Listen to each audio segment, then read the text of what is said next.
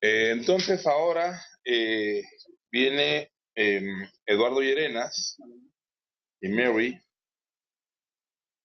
eh, de Discos Corazón que van a hablarnos África en América, la grabación de las músicas del Caribe.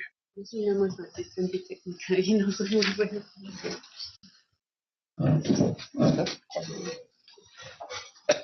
Bueno, empezaremos. ¿O quieren unos minutitos de descanso? ¿No? ¿Está bien? Bueno. Bueno, entonces después no se quejen, ¿eh? Ay, que Visa no es traidor. Ni bostecen demasiado. Bueno, de hecho, la visión que voy a presentar, presento junto con Merifa, que son mi colega, esposa y seguidora de todo esto, íntimamente, cómplice, quería decir, es una visión de las músicas del Caribe a partir de un trabajo que hemos hecho de grabación de estas músicas desde hace ya. De hecho, empezamos a hacer estas grabaciones en el 76, empezando por República Dominicana, de ahí empezamos ya fácilmente a saltar otras islas del Caribe. Terminamos finalmente en Cuba, digo, en el 85, empezamos en Cuba con una gran producción discográfica, y lo que nos movió esencialmente, éramos originalmente 3 personas, un matemático, un señor que tiene una fábrica de plásticos y un servidor. El matemático, Enrique Ramírez de Arellano, sigue siendo matemático, era especialista en grabación magnetofónica, porque era ingeniero electrónico antes. Beno Lieberman, el señor que tenía su fábrica de plásticos, entusiasta brutal por estas músicas. Y un servidor, yo soy doctor en bioquímica, vengo de las ciencias exactas, no las conjeturales. Bueno, nada más para meterle pimienta al asunto, ¿verdad? Todas son conjeturales. Todas son conjeturales. Veas. De acuerdo. Pero es físico. Bueno. Tengo otro defecto. Okay. Bueno, entonces, a partir de eso realmente fue y ha sido un gusto por esta música. Ha sido como planteamos en un momento dado, ha sido una búsqueda bastante sistemática y organizada del placer. Al buscar estas músicas en todos los lugares, las grabaciones en general las hemos hecho con una calidad técnica muy alta. En los tiempos de analógicos eran grabadoras Nagra, de las mejores, multimicrofonales, en fin, y en la actualidad, bueno, desde hace algunos años, digital, sin duda. La idea era representar estas músicas en su verdadero valor, vamos a ponerlo así, que normalmente no aparecían en el mercado de forma importante, no se les daba la dignidad adecuada. Podía salir un disco que decía la champeta de no sé qué, ¿no? Y al carajo, no había información en lo absoluto de qué era eso y esto, ¿no? Que bueno, para la gente local está bien, pero para la gente que no es de ahí, sí tiene importancia grande. Y nosotros como mexicanos, desde aquí, dando a conocer este material, inicialmente en México, ya después se expandió por todo el mundo, era muy importante documentar bien todo este trabajo, ¿no? Y repito, no era buscando hacer una búsqueda de música que ya no existía. No era la búsqueda de lo que ya no hay, sino la representación de lo que existe o existía, y con la cual la gente bailaba, se divertía, se emborrachaba, hacía el amor, etc. No era una representación que no tuviera una parte estética esencial. Esa parte estética, desde luego, la adquirimos a través del tiempo, oyendo muchas de estas músicas localmente, hasta tener más o menos la oreja que tendría una gente local de donde estas músicas se hacen. En el 1992, Mary Fakeson y yo fundamos Discos Corazón. Ya teníamos algunas producciones previas en un sello que sacamos que se llamó muy original, Música Tradicional, ¿verdad? Nos esforzamos muchísimo. Empezamos a sacar materiales que habíamos grabado en el Caribe. Este es un disco doble que hicimos hace un tiempo, República Dominicana, Panamá, y este es el posterior de Cuba. Bueno, estos fueron 4 hay más de música mexicana, etcétera, y ya desde luego la producción posterior, a partir del, más o menos del 93, algo así, ya es toda en disco compacto. Y tenemos aproximadamente unos 110 discos compactos que incluyen música, todo lo que es la geografía del son mexicano, el Caribe, parte de África, África Negra y Europa del Este. En fin, entonces, con este pequeño panorama, quisiera empezar. Bueno, voy a mostrarles sobre todo ejemplos musicales que hemos grabado, ¿verdad? Para dar un poco el aterrizaje sobre esto. No voy a hacer una visión histórica que tampoco me ha correspondido nunca, sino tener esta presencia de estas músicas. Y voy a empezar, titulé esto África en América. Y voy a empezar con un video donde realmente estoy representando América en África.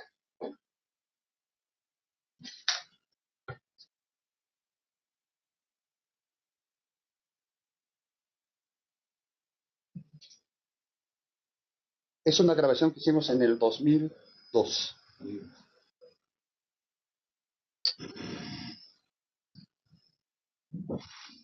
Es en Mali.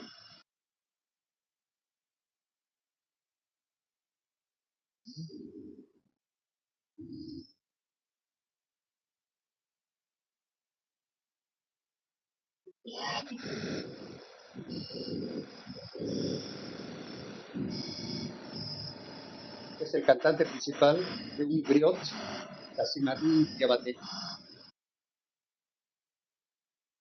La Lomina Wanga que están interpretando es una canción maliense inspirada en español por Cuba.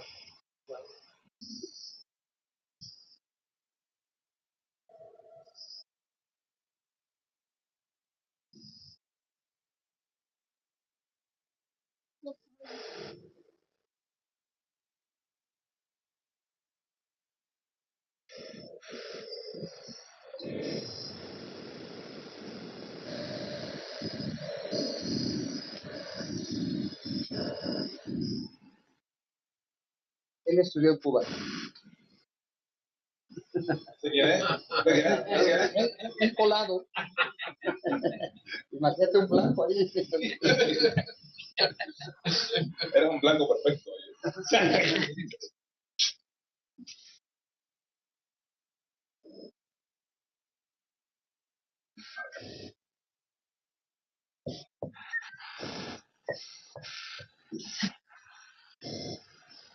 Estamos saliendo de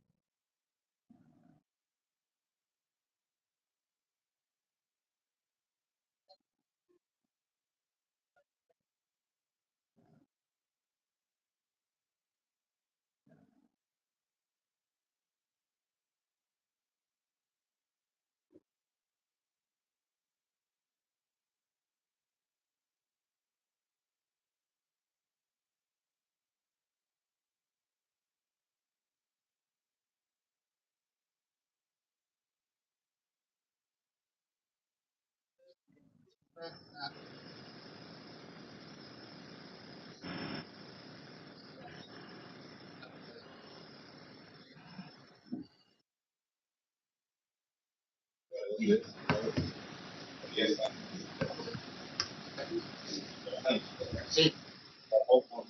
Sí, sí, sí, es la misma. Las mismas historias.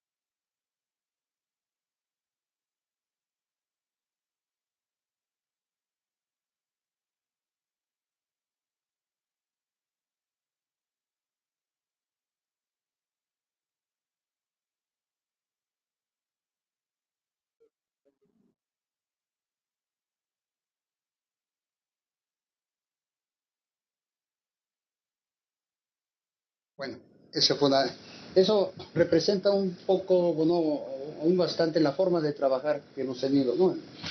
Poblaciones, hacer todo citarse con los músicos, ensayar un poco, etcétera, y ir desarrollando todo el programa musical para finalmente terminar con una grabación que ya regresando a México la masterizamos, etcétera, etcétera.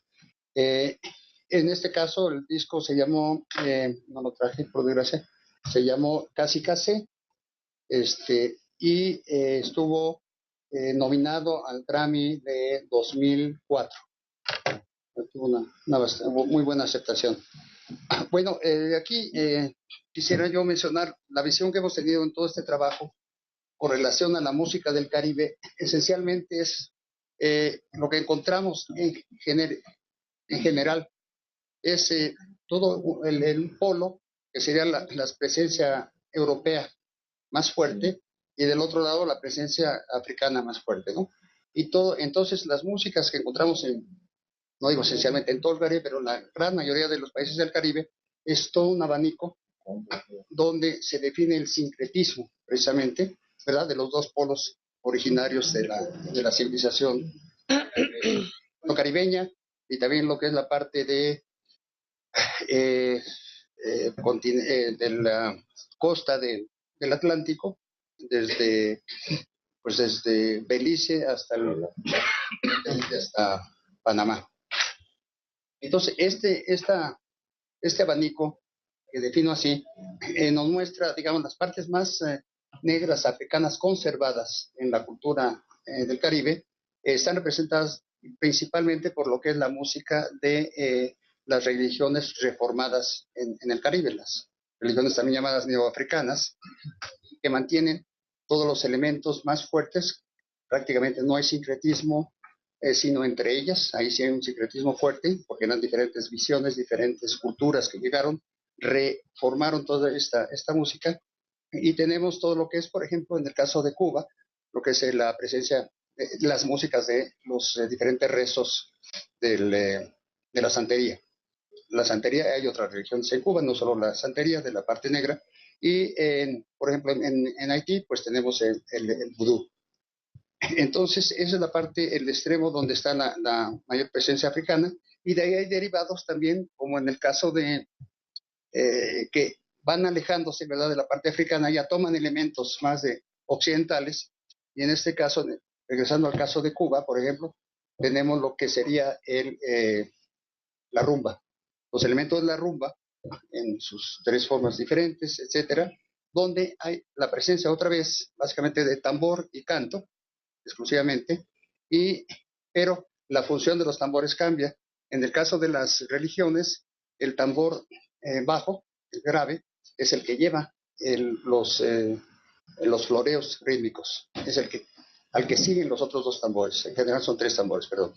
Y en el caso ya de que pasa al fenómeno secular, como es el caso de la rumba, ahí tenemos ya el tambor que lleva todas las floraciones rítmicas, etcétera, es el tambor de agudos, ya no el de bajos, ¿no?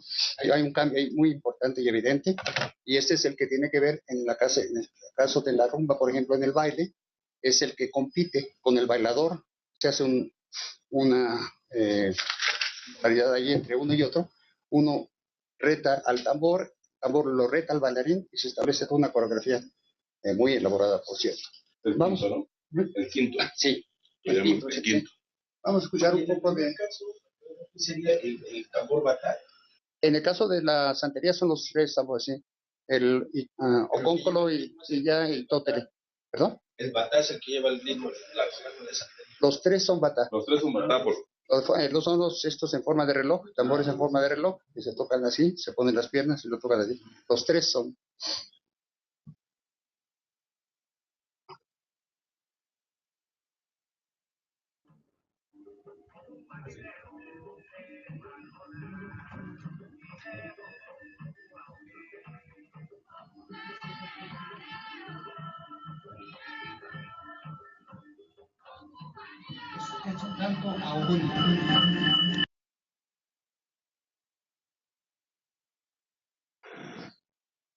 Ogún es el Rishá de los del fierro y de los guerreros. Ahí tienes el esquema de llamado y respuesta, no el canto, pues, igual. Y en este caso son los tambores, los batá precisamente.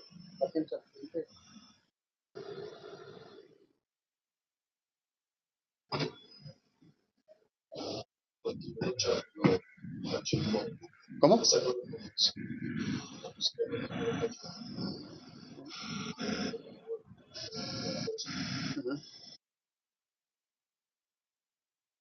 Esto es rumba,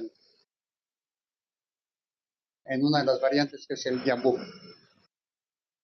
El yambú, guaguancó y colombiano.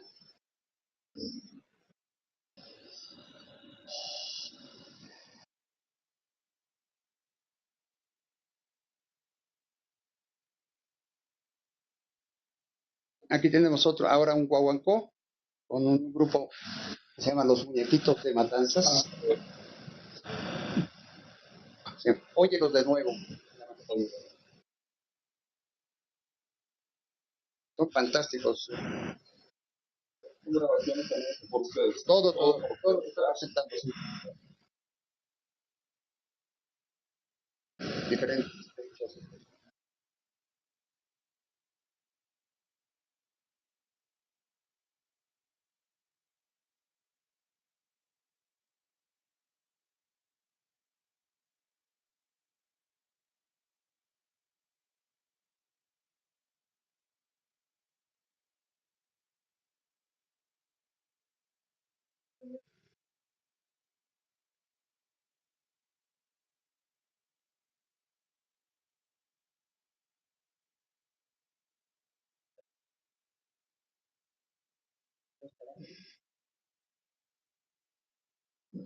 Bueno, vamos a escuchar ahora ya corriendo un poquito hacia la parte más occidental, tenemos en el caso de Puerto Rico, por ejemplo, una de las formas muy tradicionales que es la bomba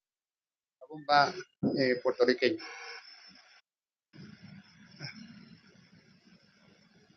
Otra vez es el uso de tambores y el canto, bueno, y el baile.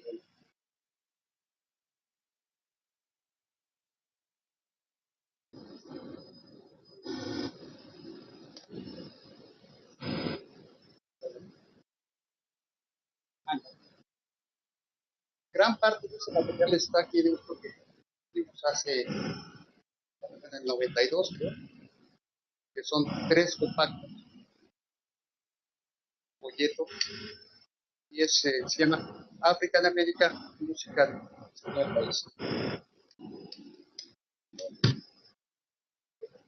Sí, sí.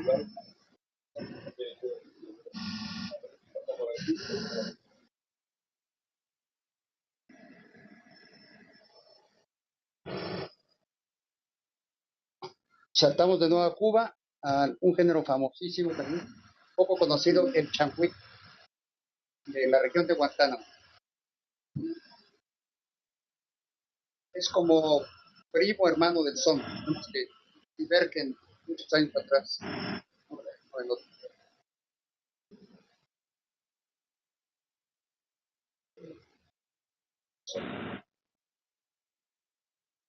De esto hicimos un disco en particular, una antología de diferentes grupos de changuiseros, como se llama Ahora sí, llegó el changüí.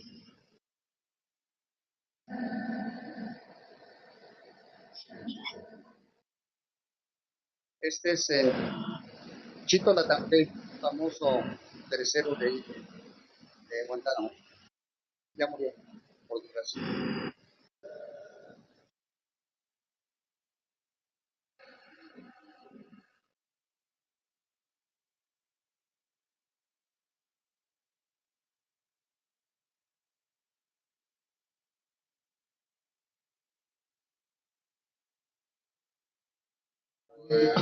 Ahora vamos a una cosa de Jamaica, ya en la parte media de la sincronización, el mento, género musical.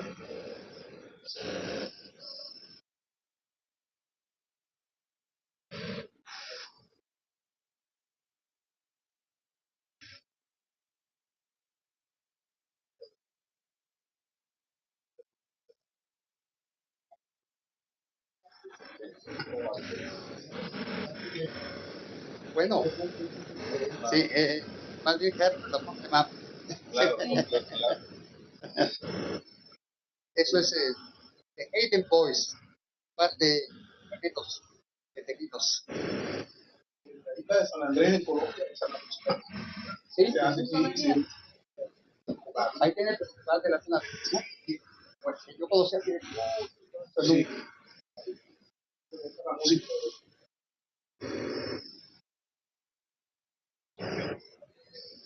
no, es cortita.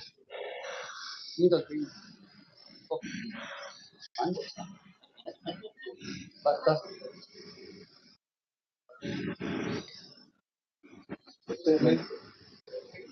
Esto es mento.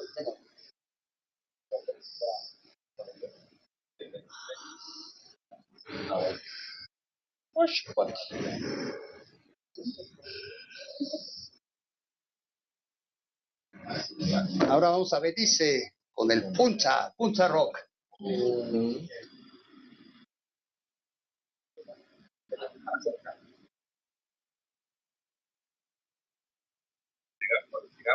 llega. Siempre no llega a la gente. Uno siempre llega a la gente.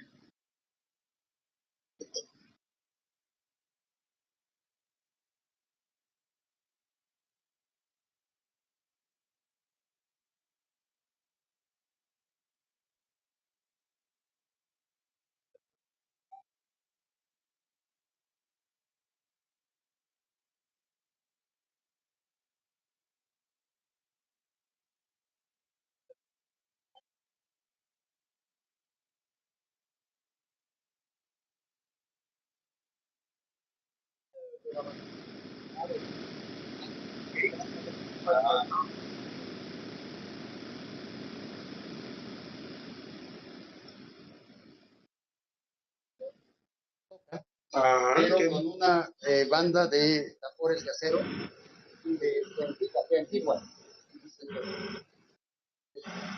Este es un sopa que se llama Hot. Un éxito total. Sí, claro.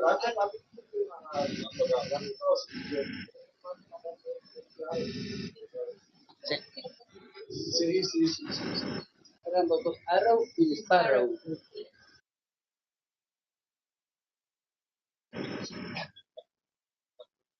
Sí, ahí aparece.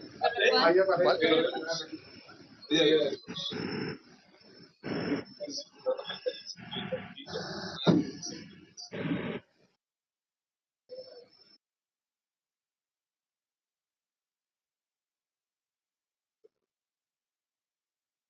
Eran 18 labores de esto.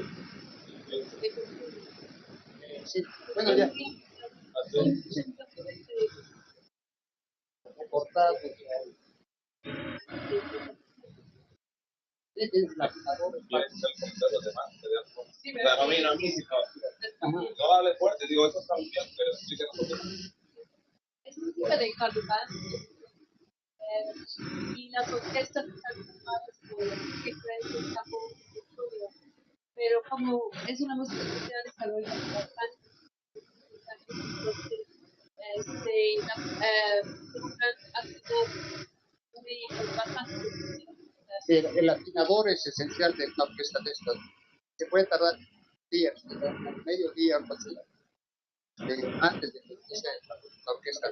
Y este me decía yo que es un género musical que se llama soca, que de hecho es primero el calipso, y este viene después, es el soul calipso. Y entonces toca, como conjunción de palabras. Vamos a ahora sí una super orquesta de Haití, de la música del cadence, de la música del compás directo. Ajá, sí. Sí, con el grupo Tabú Combo. Tabú. ¿Que bajaron al volumen? En los 70 se escuchó todavía.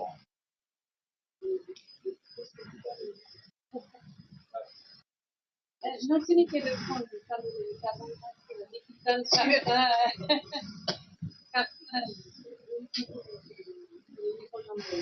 Ella hizo un disco como 5 años después que sacó un disco que le puso así, y entonces lo registra.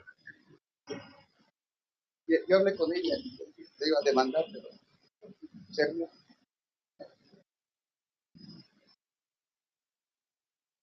No llegaron a Cartagena. Esta canción, al Festival de Música del Caribe. Ya. Ese es el Mapuyá. Sí.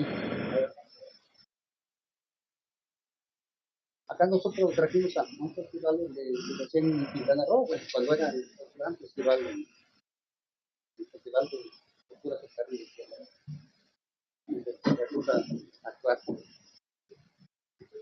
Sí. Ahora vamos a algo ya mucho más conocido, trabajado, etcétera, una salsa cubana con un grupo de República Dominicana, no cubana, a buscar. Okay.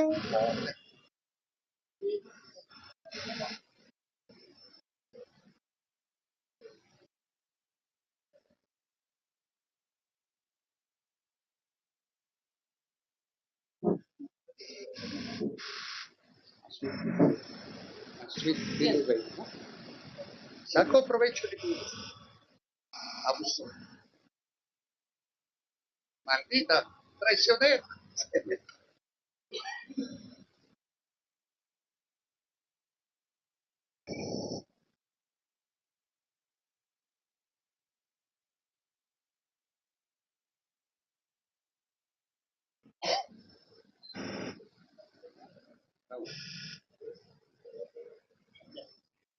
Ahora es no pude resistir, no es Caribe, pero es realmente entrañable esto. Digo, está en todo en el contexto de la actitud. Es Big Mama Thornton, una selección que se llama Sweet Little Baby.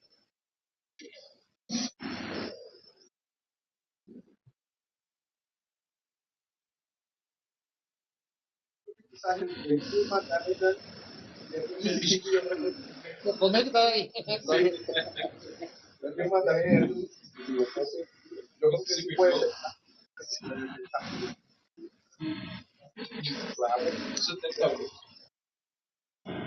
Sí, sí. Ahora ya tenemos en el norte de nuestro país, ¿no? En Tijuana, 10,000 afianos. Fantástico. Sí. Sí. Ya sé.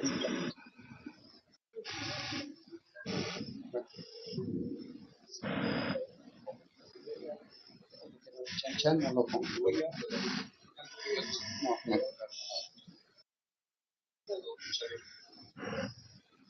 Bueno, vamos a dar. Ahora vamos a mostrar una serie de fotografías, no precisamente de los músicos que hemos estado escuchando, algunos sí, otros no, pero dar una idea de la iconografía.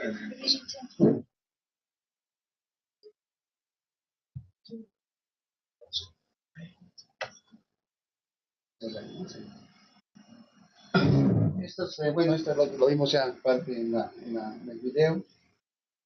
Ese era nuestro primer estudio. Esa es la familia de Casemadí. Estos son son cazadores y hicimos grabación de la música de ellos. Es el gran estudio Camberema con Casemadí. Esto es de Vodú de Haití, República de Haití, en una población que se llama Marianí. Esta es música de del Raga, que nombran de la carnaval haitiano. Regresamos a parte del Vodú, tambores del Vodú, cantantes de Vodú. Eso fue en Panamá con, no me acuerdo su nombre ahora de ella. Regresamos 30 años después a entregarle su disco. Esto es Cuba, lo anterior era rumba, esto es también rumba cubana. Esto es Belice, las golondrinas viajeras, garífuna.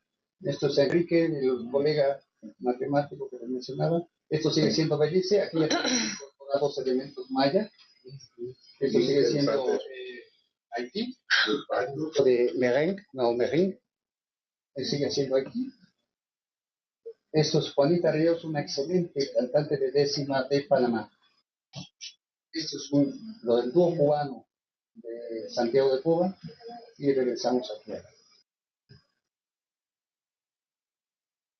Juanita Ríos. Y para terminar,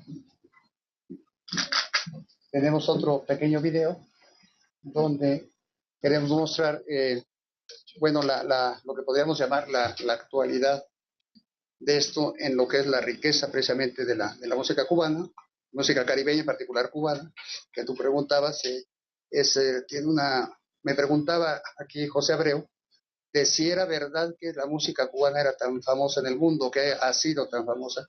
Yo le digo que no sé dónde estaba metido él, que no yo, eso nunca. Estaba en Cuba. Ahora sí. Mira que Abreu viaja. El problema es que nosotros los cubanos siempre decimos que todo lo mejor de los cubanos es cubano, de verdad. No, pero ya quitando el mito. Yo siempre decir eso, que nosotros los cubanos, la música cubana, ya cuando dicen que es bueno, ya yo empiezo a sospechar, ¿no? ¿Será verdad? ¿Será verdad? ¿Será mentira? Lo mejor es de Cuba. Sí. Bueno, lo que te mencionaba es que, bueno, contemporáneamente hay un fenómeno que pasó hace 20 años ya, que se llamó Buena Vista Social Club, un disco, que fue el disco, ya después viene una película, pero lo que batió récord mundial fue el disco, grabado por Nick Gould, un inglés, aquí pariente de Mary, no pariente, paisano, más bien dicho, y él fue el que hizo esa grabación junto con un gran padrino que sirvió de esta grabación, que fue el guitarrista californiano Ray Buda. Entonces se plantaron en Cuba, ese disco salió en 4 días de grabación. Y 4 días exclusivamente en los estudios Segrén de La Habana, y ese corrió el mundo así, haciendo, ¿cómo se llama esto? Disco platino, primero en Holanda, ¿te imaginas? Luego en Bélgica, donde no te imaginas ellas, ¿no? Después ya en países latinoamericanos, nosotros tuvimos la distribución de este disco aquí en México porque tuvimos que ver en todo el proceso de esto, ¿no? Sí, recomendamos a algunos artistas, en particular a uno de ellos que tuvimos hace una semana aquí en México, que es Elías Ochoa de Cuarteto Patria original. Maestra. Pues, no, Creo que es importante decir que lo que vamos a enseñar es la primera grabación del tema más icónico de Buenavista Social Club, que es Chan Chan, y que Eduardo lo grabó en 1985, y cuando lo grabó como había hecho todas sus grabaciones, como han visto. No lo grabó pensando que eso tenía potencial de ser un éxito, sino como parte de sus grabaciones de campo. Eso lo grabamos ahí en Santiago de Cuba. Y es la primera con el grabación Cuarteto Patria, ¿no? Eran 4 nada más. Chan. Sí, eso es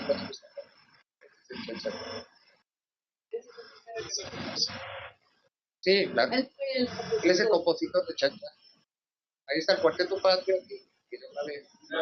Sí. Bueno, había uno anterior. Ahí está el Cuarteto Patria. Eso. Coño, qué melena. Ajá. Ahí está el Quinteto Patria.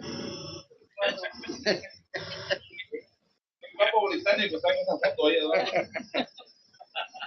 Que me dejaron tocar la clave, 2 piedras. Eduardo, una pregunta. ¿Y esta grabación en la que luego aparece a una coqueta? Sí. A una coqueta. Ahí mismo, sí. Y no creo que ciertos comandos son de cuatro. Ahí estamos en la Alameda Central, en 1989, cuando lo traje primera vez a México. Ahí es en la Casa de la Trova, en Santiago de Cuba. Sí. Esa es la Casa de las Tropas, que fue realmente ya O sea,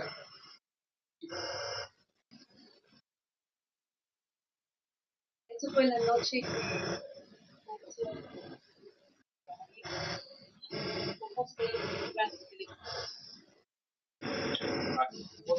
La portada de Don León.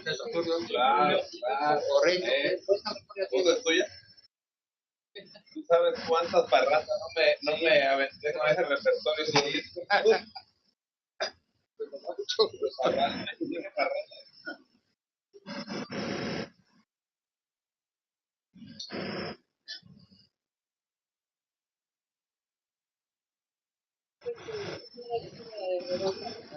todavía Ahí está la lista mérito.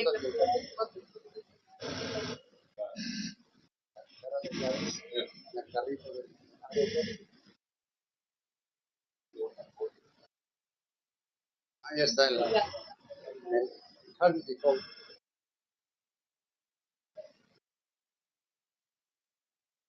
Con Tamara Portol, ¿no? Sí. Hace el 26 y el 27 de octubre en el Metropolitan con el gitano Cigarra. No, 80. 88. Por ahí. Ese es el proyecto que él hizo con Casmaria. Ahí está con Casemaria. Que grabamos con San Andrés.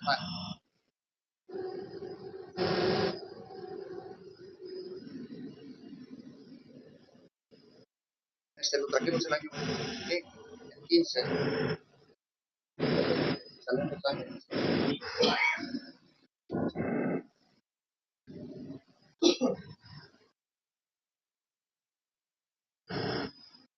Eso fue de esa visita.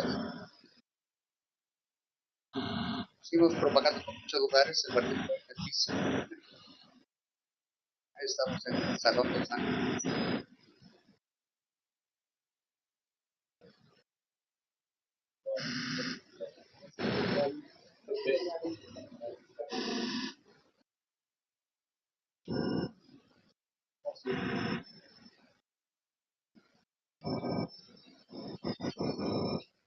Eso es en la Casa Blanca de Obama. Por eso lo ponen. Eso fue la semana pasada. Hace que sí, celebramos 25 años de 25 aniversario de Discos Corazón. ahí terminamos. Sí. Bueno, voy a intentar hacer algo que originalmente era la idea de esto y para dar paso también a la conversación colectiva y que tengamos el tiempo para poder conectarnos. Bueno, ok, pues mejor todavía. Eh, eh,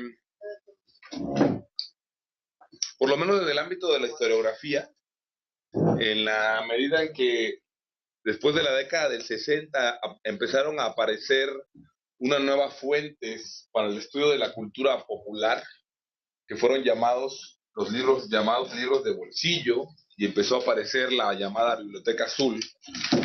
Se empezó a generar en la historiografía occidental, y paulatinamente esto ha llegado también a Latinoamérica, una discusión en torno a la comprensión de lo popular y de la cultura popular desde diferentes, digamos, en una renovación.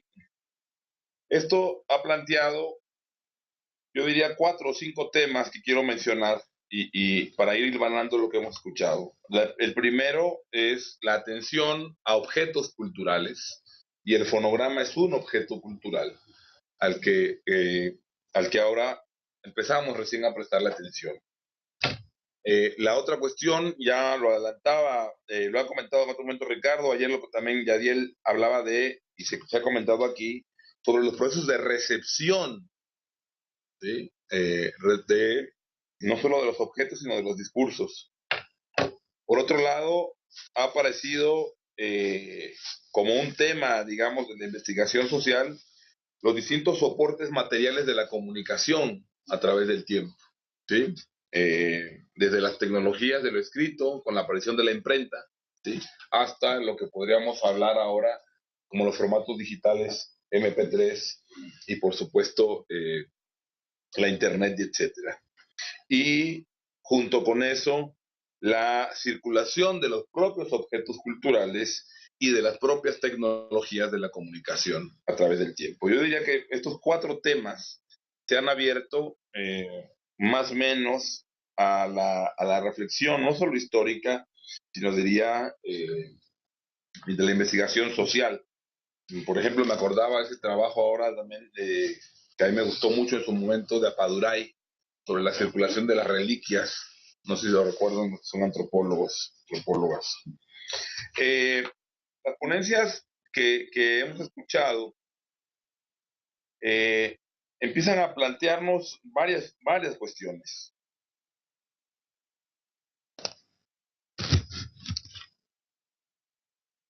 Respecto a lo que tiene que ver con la circulación y los circuitos de circulación musical y cultural, ya Ricardo nos advertía no solo la importancia de identificar el funcionamiento de un circuito, sino el momento en que el circuito, digamos, se corta o se altera. En el caso de lo que Ricardo nos presentaba, una, digamos, de las ideas, de los planteamientos que hace Ricardo, es que un circuito de circulación musical cultural que unía a Cartagena con el Caribe era precisamente, pasaba por la vía del muelle. Y esto me hizo lamentar todavía más, porque precisamente la idea de que se pudiera hablar de Paco Píldora y de las décimas de Paco Píldora en el puerto de Veracruz también tenían que ver con hacernos esa pregunta de qué tan Caribe sigue o no siendo el puerto de Veracruz, o cómo podemos problematizar y pensar la caribeñidad del puerto de Veracruz hoy en día. Y sin duda nos vamos entonces a encontrar con otro asunto que se atraviesa y te toca, que tiene que ver con la modernización de la vida portuaria entre la década del 60 y la década del 90, más o menos según cada caso. Y esto que a veces olvidamos, pero que tiene que ver con una vida portuaria que era una vida portuaria de puertas abiertas, sí, a una vida portuaria que con el ascenso de los estados neoliberales se ha convertido en una concesión privada, ¿no? En el caso de Veracruz, ay, se me fue el nombre ahora, pero ahora me acuerdo, ¿no? Hay una empresa que es la que controla, API, perdón, Administración Portuaria Integral, que es la concesionaria de buena parte de los puertos que están en la costa del Golfo al menos. Coatzacoalcos y el puerto de Veracruz serían uno de ellos. Y como bien refería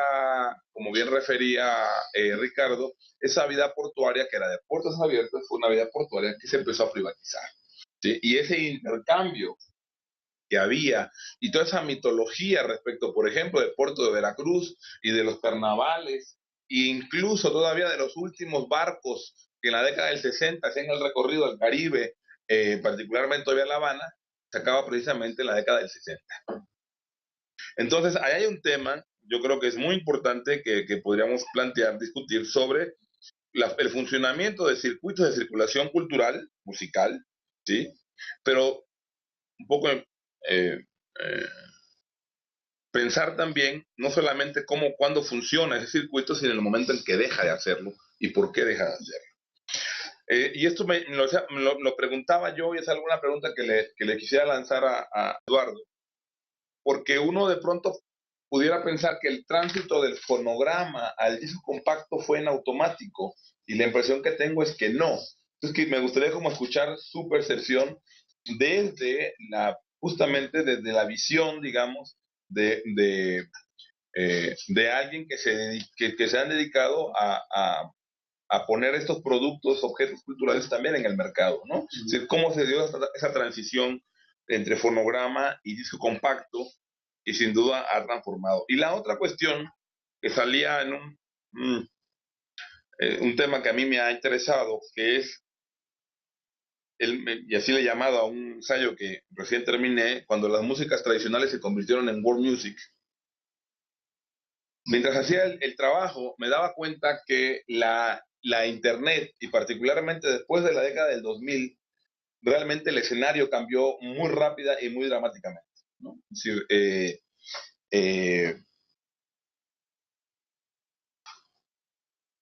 todo aquello que hay o por lo que yo empezaba a pensar, de una primera etapa de la world music que aparece en la década de los años 80, aunque tenga el antecedente de la llamada ethnic music o la folk music. Cuando la world music aparece en los años 80, está muy vinculada a la música tradicional y a lo que también se llamó en su momento son raíz, música de raíz. Sin embargo, después de la década de los 2000, si no se diga en los últimos años, prácticamente world music es cualquier cosa que se quiere que sea world music. Y en Europa, world music es Julieta Venegas o es Café Tacuba, igual que los Camperos de Valles, ¿no? O Lila Downs, claro, ¿no? Es decir, esa connotación que tenía inicialmente la world music respecto a la música tradicional, a la música étnica, también fue un término que se usó como etiqueta de mercado, ethnic music, muy rápidamente ha cambiado. Y esto uno tiene que pensarlo a propósito de la internet. Es decir, hoy prácticamente YouTube o Vimeo hacen que cualquier música sea accesible, o casi cualquier música sea accesible a cualquier persona, con todas las comillas que le queramos poner. Entonces, ahí hay un asunto que tiene que ver con, repito nada más para cerrar la idea, el funcionamiento de los circuitos de circulación cultural. Otro asunto que yo creo que tiene que ver mucho con el seminario, tiene que ver cómo vamos a seguir problematizando la territorialización del Caribe, ¿no? En la década de los años 70 y 80 empezamos a hablar de un Caribe extendido, de un circuncaribe, ¿no? Me llama la atención ahora, Eduardo dice, no me puedo resistir y voy a poner un ejemplo de la Luisiana, ¿no? Y bueno, es que en ese contexto del circuncaribe, ese mundo, por lo menos en algún momento histórico, estuvo ligado, ¿no? a lo que llamamos el Caribe extendido o el Gran Caribe, ¿no? Y Ricardo Chica nos hablaba, por ejemplo, del caso de Cali, ¿no? Uh-huh. Y me acordaba yo también del planteamiento de una colega que tiene mi apellido, sí, seguro. Entonces, Montreal. Al final lo que me parece que es importante pensar es, de nuevo, que de la mano de la circulación cultural, las geografías, digamos, no solamente se han movido, sino que se siguen moviendo. Y que esa distinción que hemos hecho entre Pacífico y Atlántico, Atlántico-Caribe, en muchos casos no termina de cuajar y no termina de pegar, ¿no? Hay quienes también han planteado, por ejemplo, en el caso de México, que los repertorios de Costa Chica tendrían una vinculación con ese repertorio ternario caribeño que Argeliers de León hablaba. Y uno de los rasgos que estábamos oyendo hace rato es lo que Argeliers de León llamó el canto antifonal, que es el de pregón, coro, pregón, coro, pregón, coro, que uno lo encuentra en muchas partes de esa geografía caribeña, ¿no? Entonces, ese me parece a mí que es también un tema. El otro tema que quisiera llamar la atención es cuando Eduardo nos dice que fueron poco a poco construyendo un gusto estético hasta el punto de llegar a, no sé si dijiste la palabra casi, yo la voy a decir, casi el gusto de la gente local. Y ahí de nuevo nos trae el asunto que a veces está más de moda, a veces menos de moda, entre lo emic y lo étic, y entre el discurso de la otredad y el discurso de lo propio, ¿no? Y esto lo quiero vincular por algo que es, para mí ha sido también un descubrimiento. Ir a Cartagena, y lo voy a decir así, a mí cuando me han preguntado cómo es Cartagena, digo, es como estar en La Habana sin la pesadez de los habaneros. Yo soy de Oriente, yo no soy de La Habana. Sí, sí. Sí, la pesadez de los habaneros, ¿no? Y cuando digo la pesadez de los habaneros, no, me tengo que explicar, es realmente, digamos, todo mundo lo ha vivido, o casi todo mundo, lo duro que es como extranjero estar allí en La Habana, porque se quieren tumbar todo. Es así, no estoy, vaya, es así, es una descripción, ¿no? Quien le guste vivirla, que la viva, ¿no?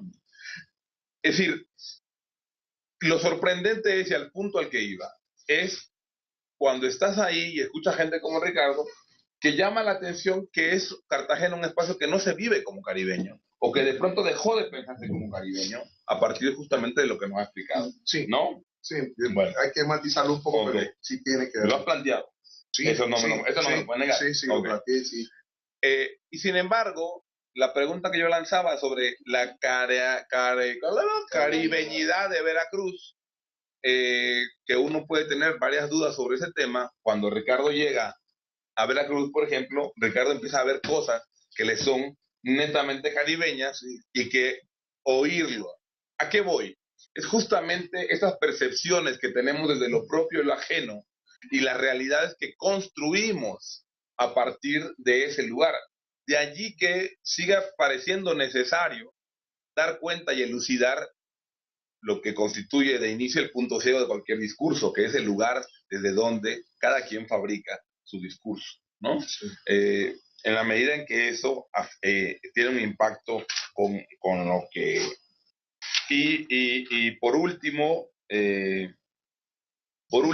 yo creo que me llama la atención, ayer Enrique hacía un comentario que me pareció muy interesante, cuando, a propósito de la presentación de John Ras, cuando decía, bueno, se sigue cuestionando un estereotipo, ¿no? El de las rumberas, el de la pachanga, y hablaba el de la República Bananera, y sin embargo las imágenes que seguimos trabajando siguen siendo un poco las mismas, decía Enrique en un comentario, no sé si lo recuerdan.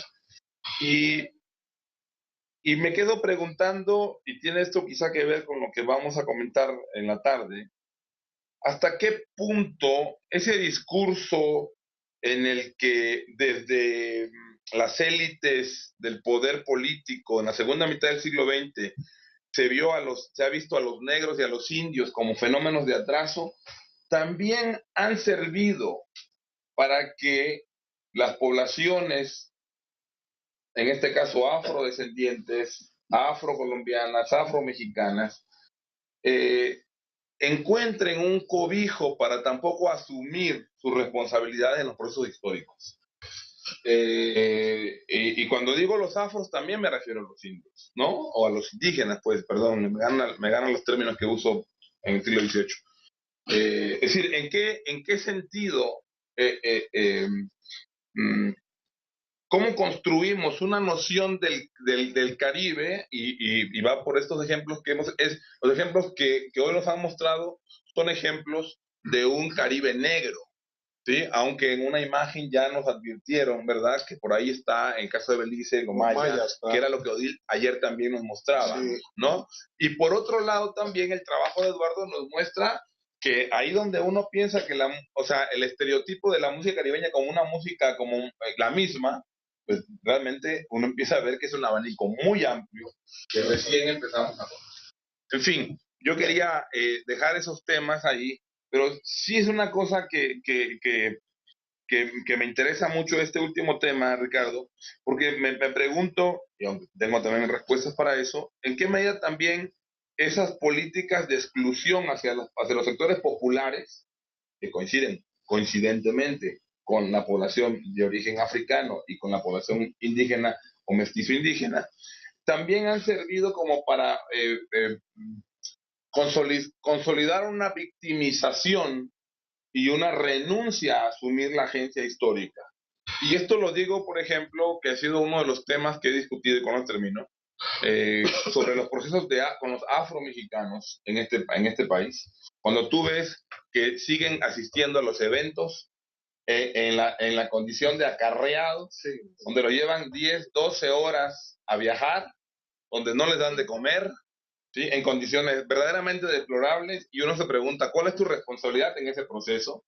Si lo que estás pidiendo son los derechos constitucionales por tu condición de afro.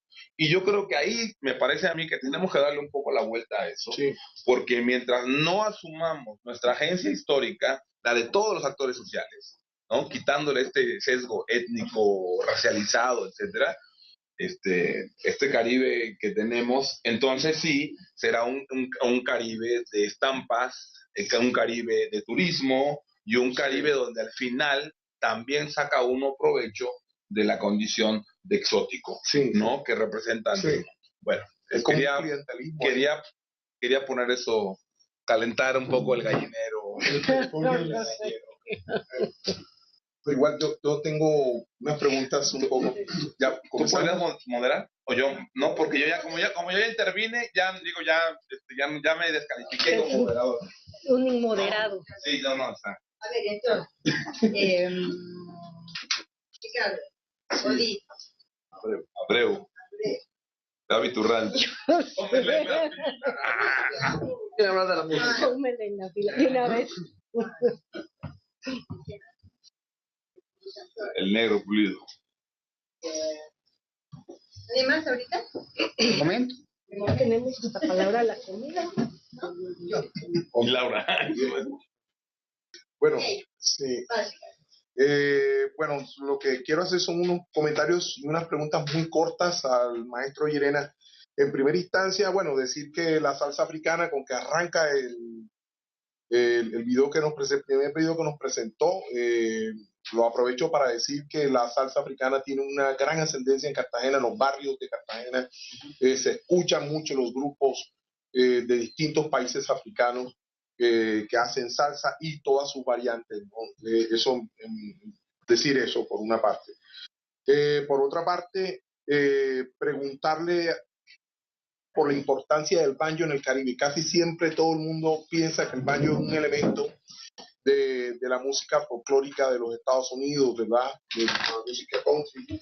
Pero el banjo es clave, sobre todo en Colombia, pues en la isla de San Andrés y Providencia es un instrumento esencial para producir géneros como el mento y el calipso. Y por otra parte, saber si ustedes han tenido la experiencia de grabar a los Lords de Panamá y sus combos, que cantan básicamente calipso, ¿no? Son de la diáspora esta de las Antillas Menores que llegaron, ¿no? Perdón, exactamente, y que llegaron a Panamá y que hacen calipso en español.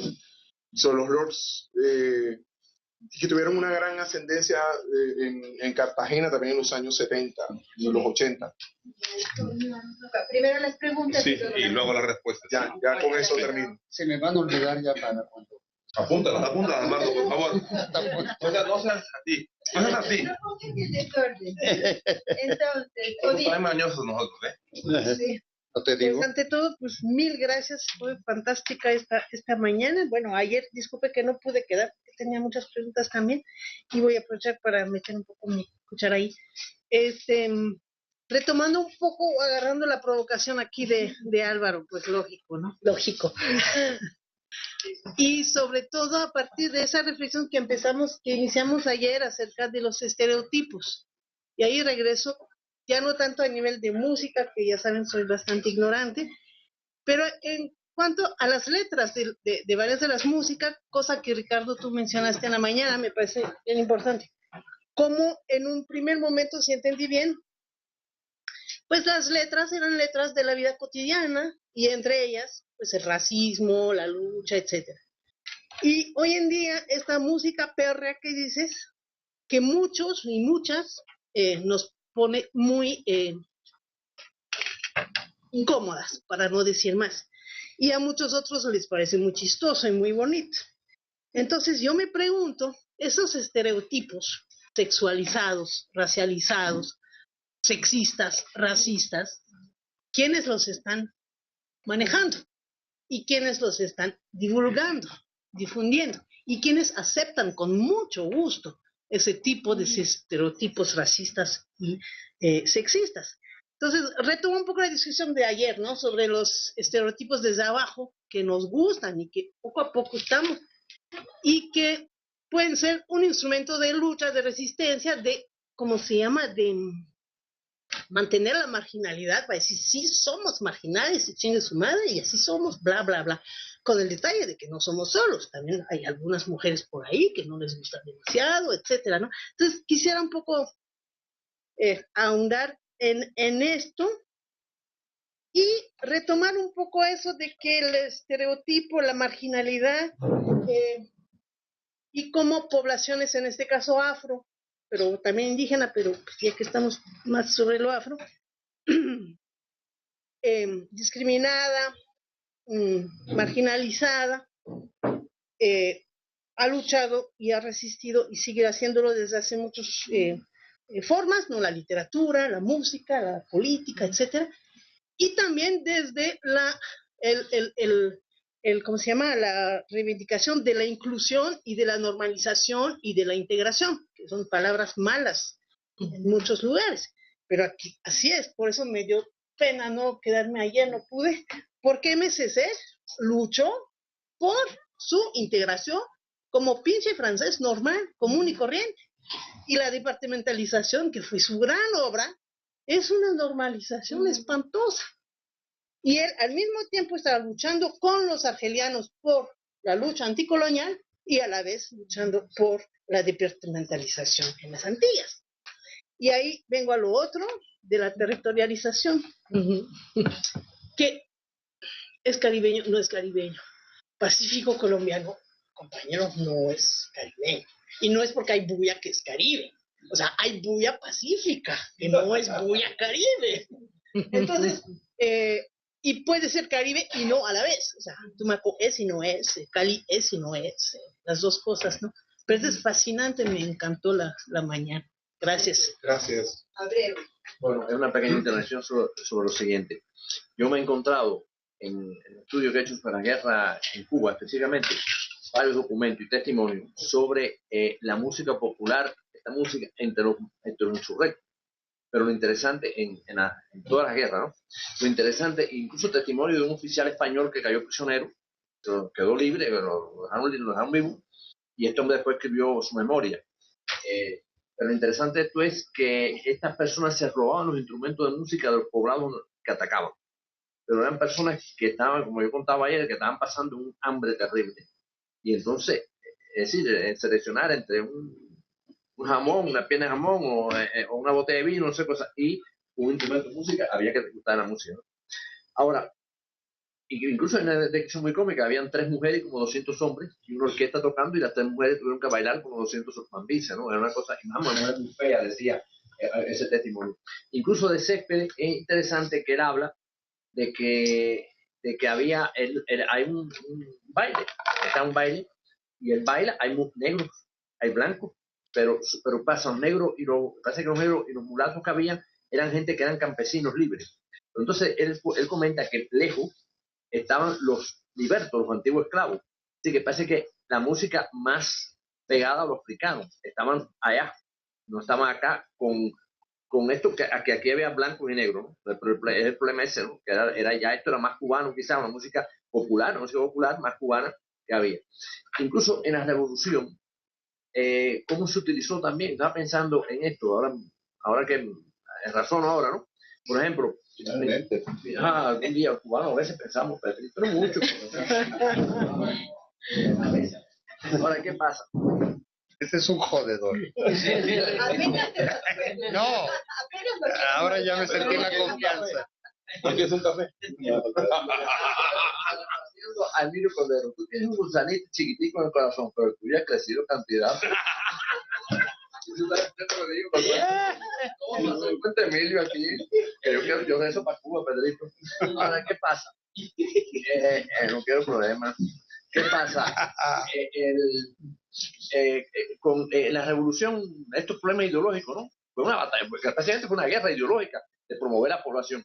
Incluso se promovió mucho una cosa que se llamaba festejar el 28 de septiembre, que era el día que se fundó los CDR. Fidel fundó los CDR para vigilar a los contrarrevolucionarios, etc.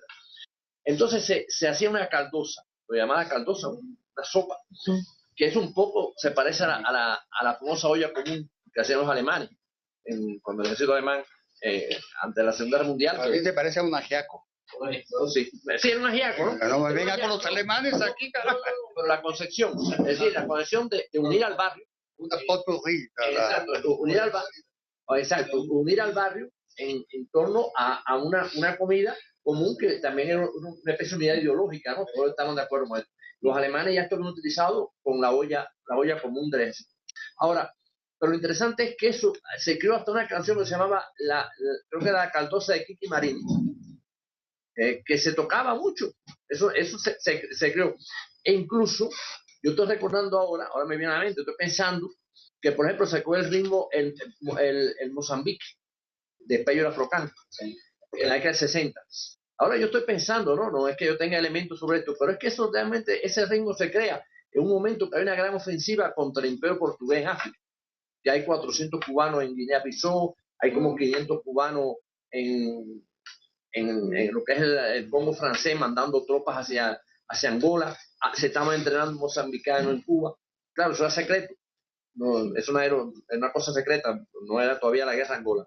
Pero es interesante, ¿no? Que en ese momento surge porque allí se han hecho cosas. Por ejemplo, Fidel le pidió preso en Isla de Pino a uno de los asaltantes de Moncada, que era un compositor, no recuerdo el nombre, hicieron una marcha por el 26 de julio. Pero después, antes del Granma, pero después, en plena, ya cuando triunfa la revolución, cuando empieza el famoso foquismo, es decir, que la guerrilla en América Latina, le pide a este mismo hombre que haga una marcha por América Latina, que debían de llevar las guerrillas. Entonces, yo estoy pensando, ¿no? Por ejemplo, esto del famoso Mozambique, ¿no? Que tiene que ver esto con esta guerra contra el imperio portugués. Es decir, que realmente la música popular ha tenido un sentido muy, vamos a decir, muy bélico, ¿no? En este sentido, incluso en la Sierra Maestra había un quinteto rebelde. Había un quinteto que lo mandaron a Fidel, incluso promovió esto, y tocaban una serie de canciones, ten cuidado con Raúl, no te vayas a encontrar con el Che, dirigido a los casquitos, a los soldados vaticanos, incluso cuando rodeaban una unidad militar enemiga, este quinteto rebelde y le cantaba, para que lo oyeran, ¿no? Canciones de este tipo, a desmoralizarlo. Yo creo, bueno, se ha utilizado mucho en todas las guerras, pero yo creo que esto siempre ha sido un factor, la música popular, que ha tenido un trasfondo bélico. Estoy pensando un poco en esto, ¿no? Que quizá alguno de ustedes un día se inspire y haga algo. La música popular, la contienda y algo. Ya te salió el... 20 segundos nada más para decir una cosa.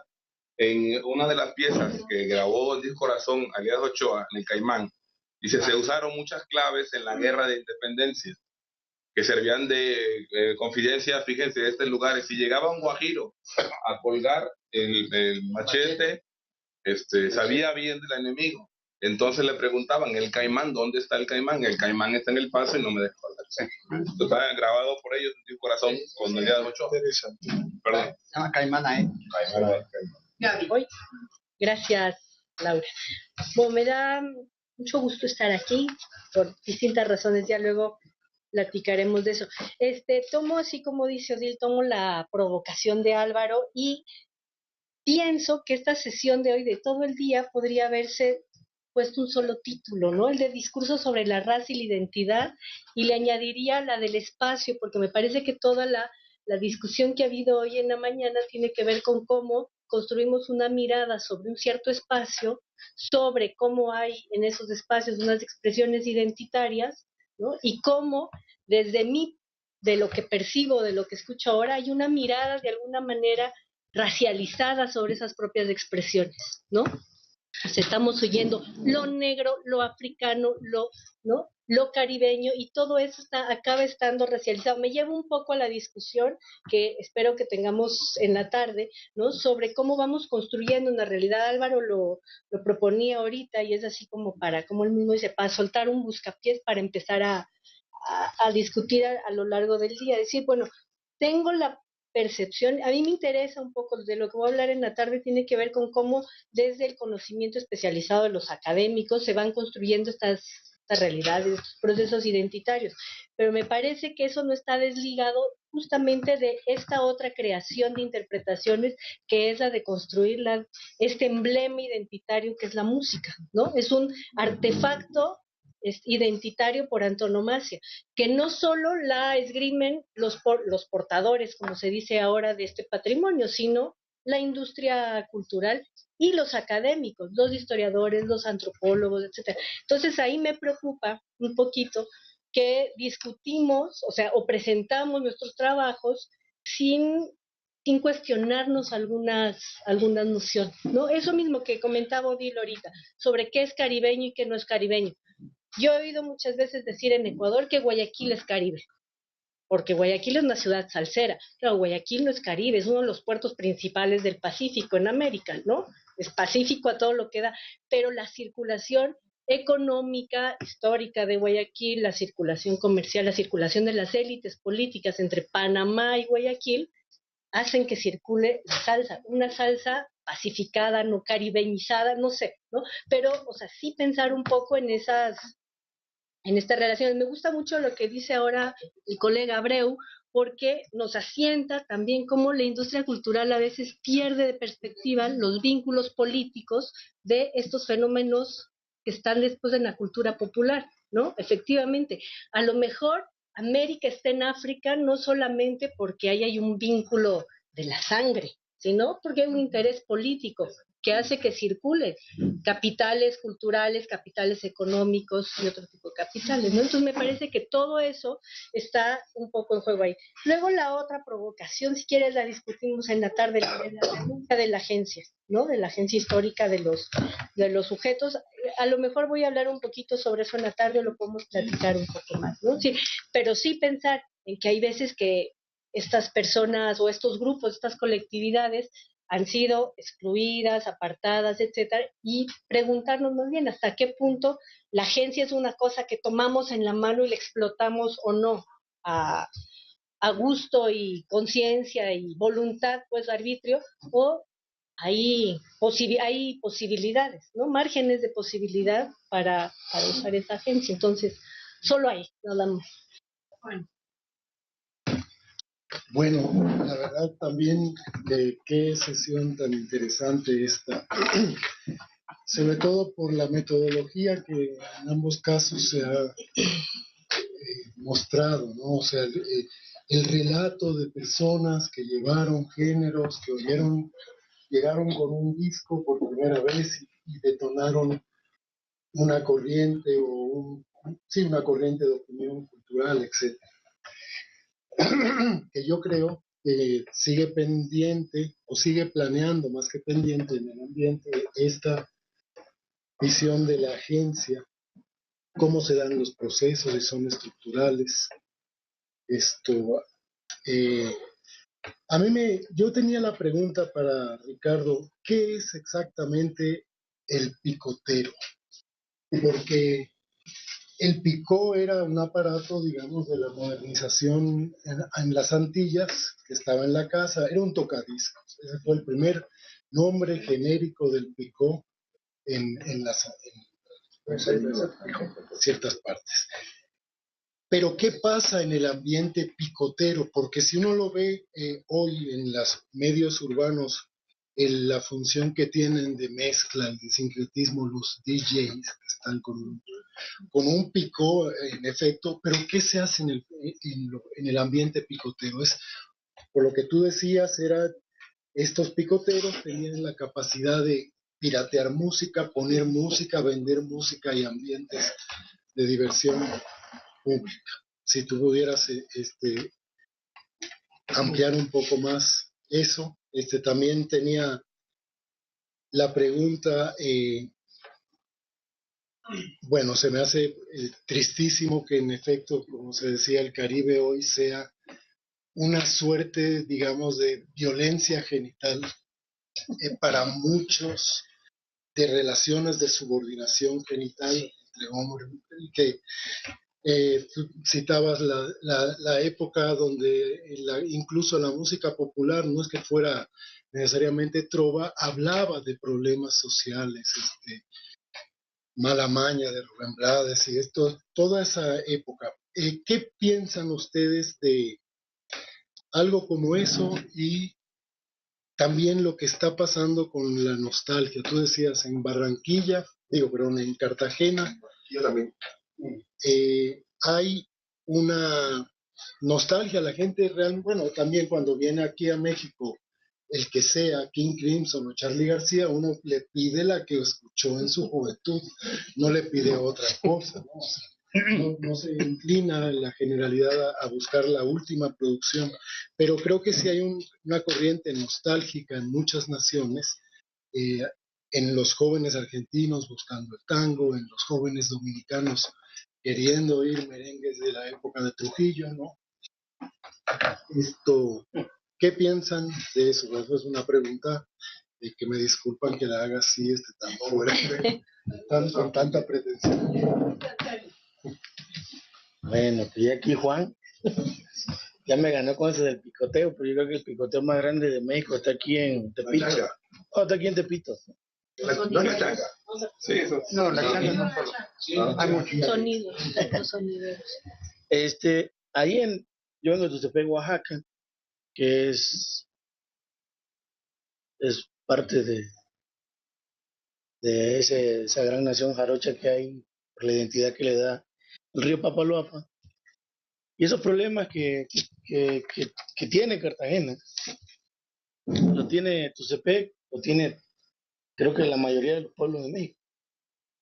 Cada quien en su rubro. Han perdido las canciones, por ejemplo, ese estilo bonito de, por ejemplo, enamorar a una mujer con buenas palabras. Ahora el perreo entró hasta mi pueblo, que se llama Las Peñitas, que está a la orilla del río Tonto. Y los niños del jardín se presentan ahora con un perreo. Un concurso de baile para ver quién es el que gana. A ver quién perrea más. Y yo lo vi hace 3 años en un video de Santo Domingo, en donde estaban 2 niños bailando, saliendo en la escuela, perreando ahí la niña agarrándose la pared y jugando, y el otro bailando. Yo dije, no, eso nunca lo voy a ver. Lo vi ya. Ah, qué bueno.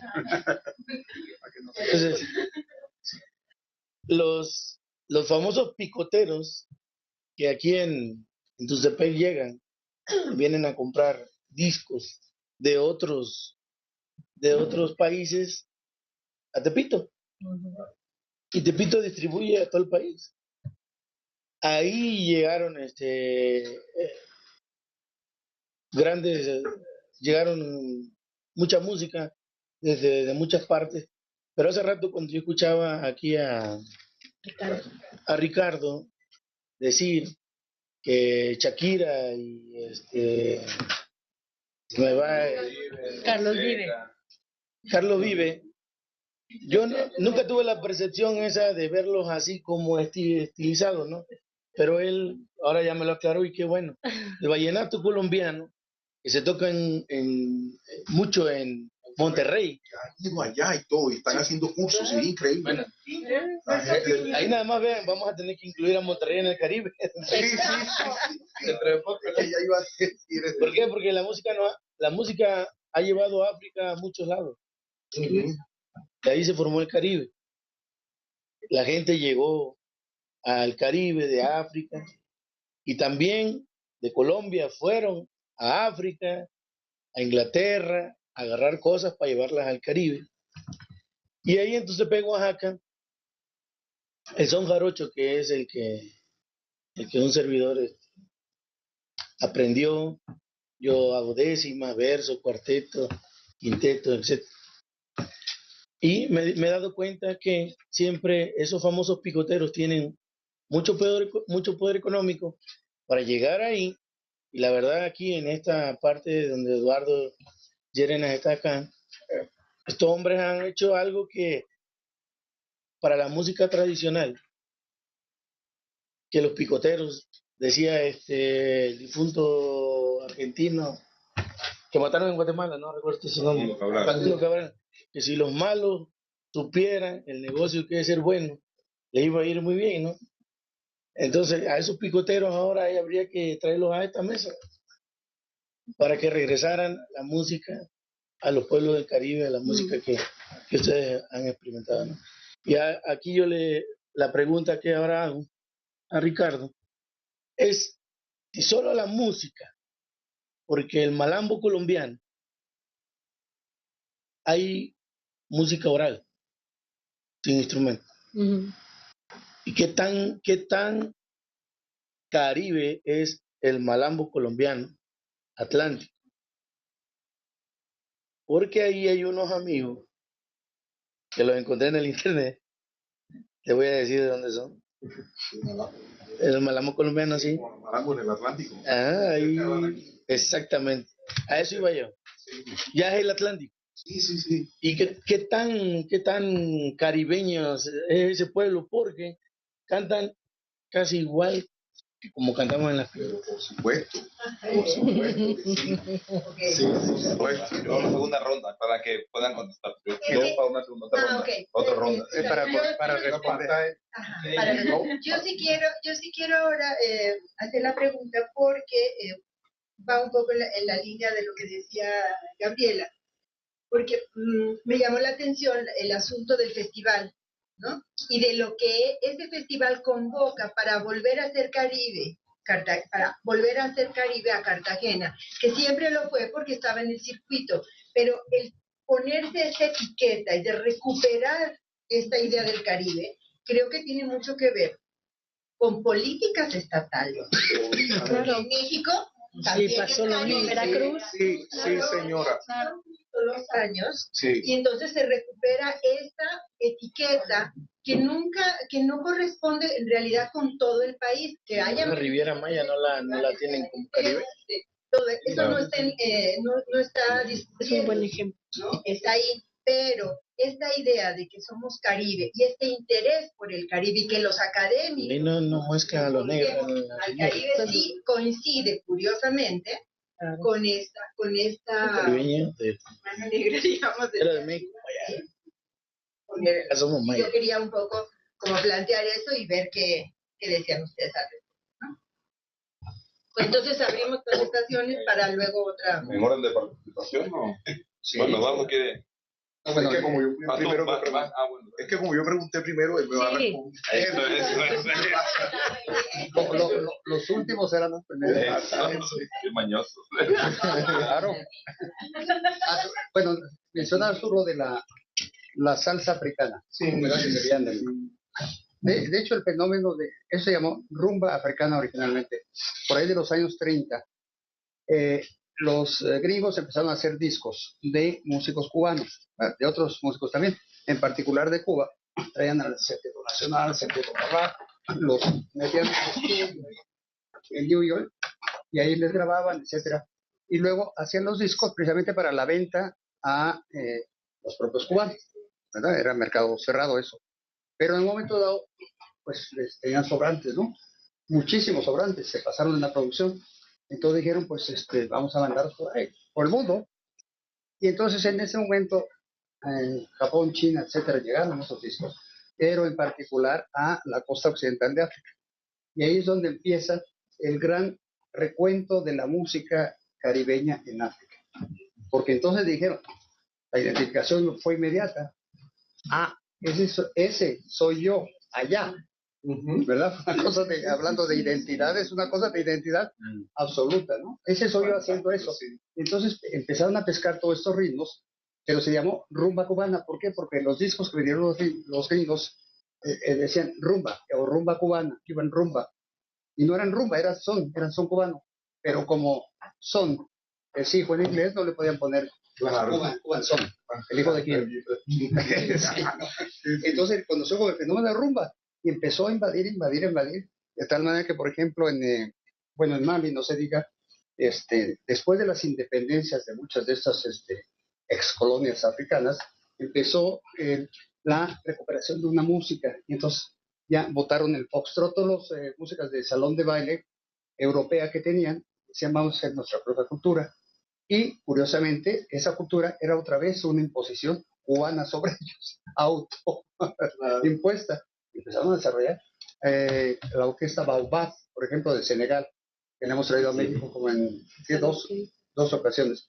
Salif Keita, Manu Dibango, el saxofonista. Toda la generación que tienen ahora como de 70 años empezaron tocando música cubana.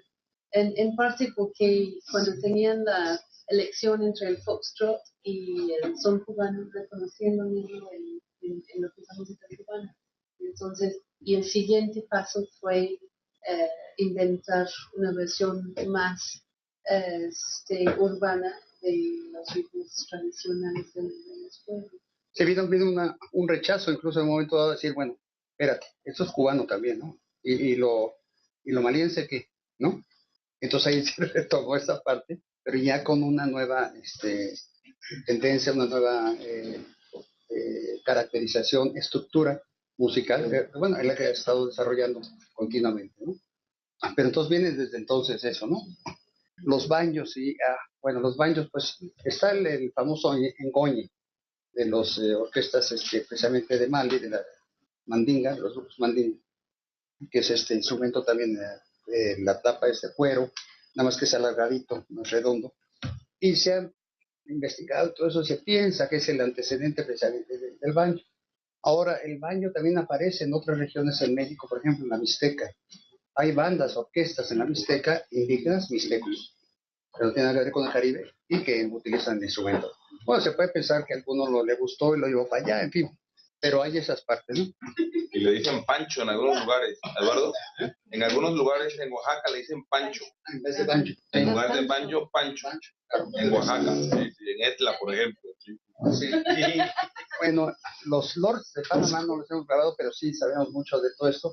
Eran los grandes concursos en carnaval en Tobago, en Port of Spain. Sí. Precisamente en las carpas inmensas, ¿verdad? Y iban a sacar el Lord del año.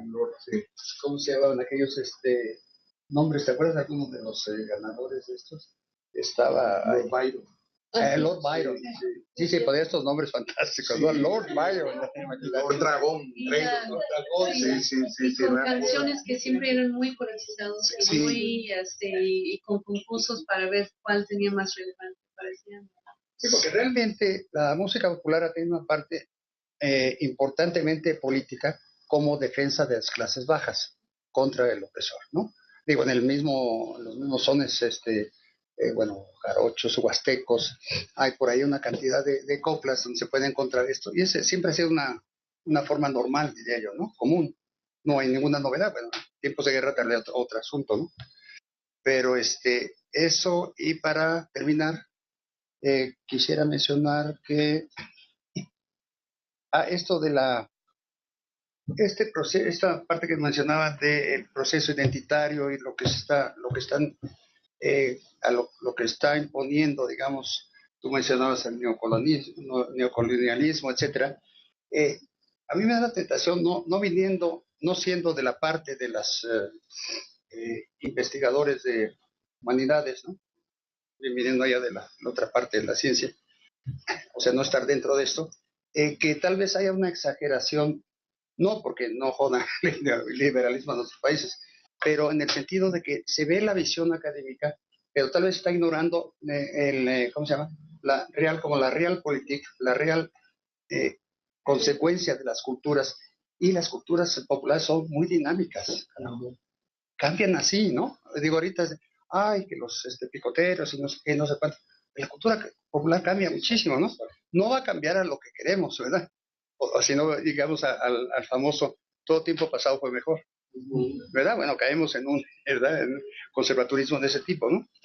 Pero yo diría que eso sí es importante considerarse, ¿no? Tanto en la consideración en hablar de lo caribeño, lo negro, todo esto. Eso yo creo que son factores que han seguido existirán por sí. Quizá el afán, la necesidad, el deseo es que aparecieran estas, ¿verdad? Estos motes, estas formas de nombrar a las poblaciones, pero Mary y yo hemos trabajado en la Costa Chica por un rato también antes con el son mexicano, la chilena, todo esto, y una vez se nos ocurrió trabajar sobre el corrido mexicano, no grabando, bueno, el corrido de la Costa Chica precisamente, que hay las diferentes facetas del mestizo, del negro y del indígena, ¿no? Y preguntábamos, porque casi se hablaba mucho de la violencia en la Costa Chica, ¿no? Ustedes como estudiosos recordarán, todos los tenores cómo mataban ahí rápidamente y no sé cuánto, y los sicarios que había y todo lo demás. Y hablando no me acuerdo si fue en Cuaji o en San Marcos, no, en otro lugar, ¿no? Bueno, en población con negros de ahí, nos decía, mira, a nosotros, porque decían, ¿qué tan matones se ven ustedes, verdad? Realmente son matones, ¿no? Bueno, la pregunta era medio ingenua, ¿verdad? Pero la respuesta fue muy sabia.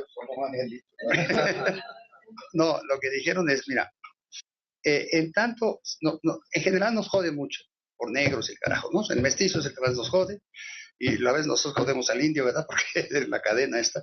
Pero dice, a nosotros te diré, nos conviene mucho que nos vean que somos violentos.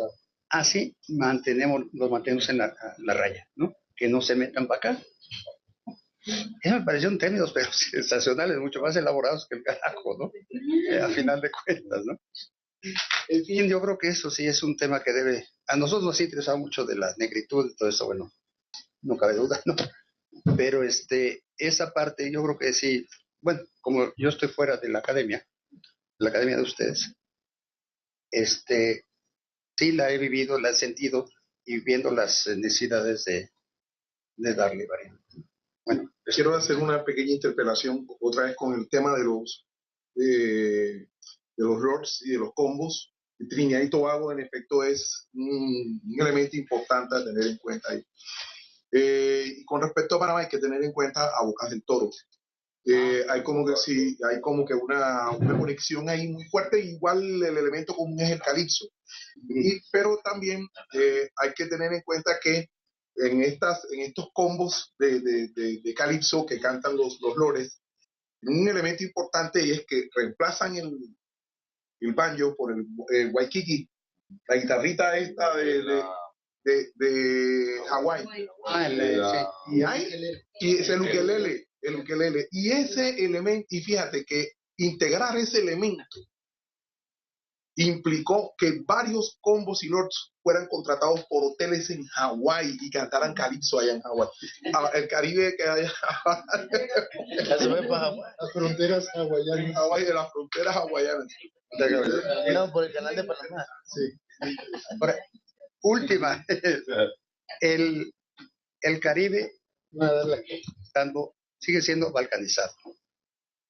No hay el Caribe anglófono, no, el francófono, por ejemplo, el anglófono. Yo cuando estuve ahí, que fui a buscar grupos musicales, etcétera, evidentemente nadie tenía idea de quién era Celia Cruz, por ejemplo. No, claro, ni de todo el otro mundo hispanófono, nada, y al revés. Y sigue siendo, está balcanizado, ¿no?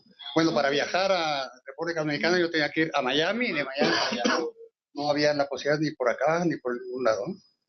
Eso también es muy importante en términos de cuál Caribe estamos hablando. Exacto. Caribe único, ¿no? Perdón, una acotación nada más. Sí, a propósito de este tema, Celia Cruz canta en creol varias canciones. ¿Eres Daína? De hecho, se dice por ahí que Celia Cruz tenía un origen haitiano y tiene varias interpretaciones en creol junto con Martha Jean-Claude, una cantante haitiana. Sí, yo tengo discos de Martha Jean-Claude. Mira, yo te digo que esa fue ahí un ratito de ganas y gusto, pero no. Digo, si hay algo que es más cubano que el carajo, es Celia Cruz, ¿no? O que era. Pero hay Ya murió. mucho Haití en Santiago. Bueno, en la parte, la influencia de Santiago, en el oriente precisamente de Cuba, sí. Cuando En Cuba por todos lados, como los chinos. ¡pum! Allá fueron todos los amitos con sus esclavos, y en la generación del son cubano, es otra de esas cosas que la parte africana, la parte negra, se considera que tiene mucha influencia del haitiano que llegó ahí. O del negro, digamos. Después también llegaron haitianos a cortar caña de azúcar en el Sí. Esa es la otra cosa. El Caribe nunca nada más recibió una carga en el siglo XV o XVI. Hubo continuamente tránsito de esclavos. Entonces, a veces la cultura que vemos en la actualidad, por ejemplo, negras, africanas o esto, son como del siglo pasado. No son tan viejas, ¿verdad? Porque eso vinieron a reemplazar y a hacer toda su música. Y son del siglo XX. Ya dijeron, la de los abuelitos, ¿no? Pero mira, nosotros ahora traemos la timba, ¿no? Algo de ese estilo, ¿no?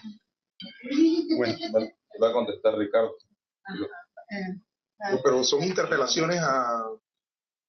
Sí, nada más un minutito para decir que esta relación Cuba-Haití, hay unos compañeros nuestros del laboratorio que trabajan sobre esas relaciones fuertísimas que hubo en los años 20, 30, 40, en particular entre intelectuales y acerca de una naciente etnología que hubiera podido ser Caribe, pero que fue haitiana y cubana, y que en ambos casos, por razones muy distintas, fueron truncadas. Y ese fue Javier, de eso hablábamos ahí. Así que no solo la música. Espérense, mejor que contesten, entonces luego ya vienen los demás, porque si no,